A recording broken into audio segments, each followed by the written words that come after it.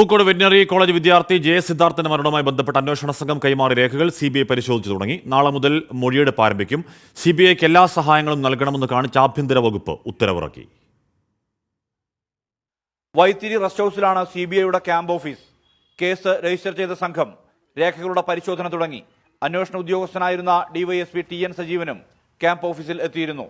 തിരുവനന്തപുരം യൂണിറ്റിൽ നിന്നുള്ള കൂടുതൽ അംഗങ്ങൾ അന്വേഷണ സംഘത്തിന്റെ ഭാഗമാകും. ഇന്നലെയാണ് സിബിഐ എസ് സുന്ദർവേലിന്റെ നേതൃത്വത്തിലുള്ള സംഘം വയനാട്ടിലെത്തിയത്. നാളെ സിദ്ധാർത്ഥന്റെ മരണം സംഭവിച്ച പൂക്കോട് വെറ്റിനറി കോളേജിൽ എത്താനാണ് സാധ്യത. സിദ്ധാർത്ഥന്റെ ബന്ധുക്കളുടെ മൊഴി രേഖപ്പെടുത്താൻ ചൊവ്വാഴ്ച ഹാജരാകാനും നിർദ്ദേശം നൽകിയിട്ടുണ്ട്. പ്രതികളുടെ കസ്റ്റഡി അപേക്ഷ നൽകുന്നതടക്കമുള്ള നടപടികൾ ഉടനുണ്ടാകും. അതേസമയം സിബിഐക്ക് വേണ്ട എല്ലാ സഹായവും ലഭ്യമാക്കാൻ ആഭ്യന്തര വകുപ്പ് ഡിജിപിക്ക് നിർദ്ദേശം നൽകി. ആവശ്യത്തിന് പോലീസ് ഉദ്യോഗസ്ഥരെയും വാഹനങ്ങളും ഉറപ്പുവരുത്തണം. ഇന്റലിജൻസ് ഫോറൻസിക് സംഘത്തിന്റെ സേവനവും ലഭ്യമാക്കാൻ നടപടിയെടുക്കണമെന്നും സർക്കാർ ഉത്തരവിൽ പറയുന്നുണ്ട്. നാളെ ദേശീയ മനുഷ്യാവകാശ കമ്മീഷൻ പൂക്കോടെത്തും. 5 ദിവസം ക്യാമ്പ് ചെയ്താണ് തെളിവെടുപ്പ് നടത്തുക. സ്ഥാപനത്തിലെ അധ്യാപക അനധ്യാപക ജീവനക്കാരെ വിസ്തരിക്കും.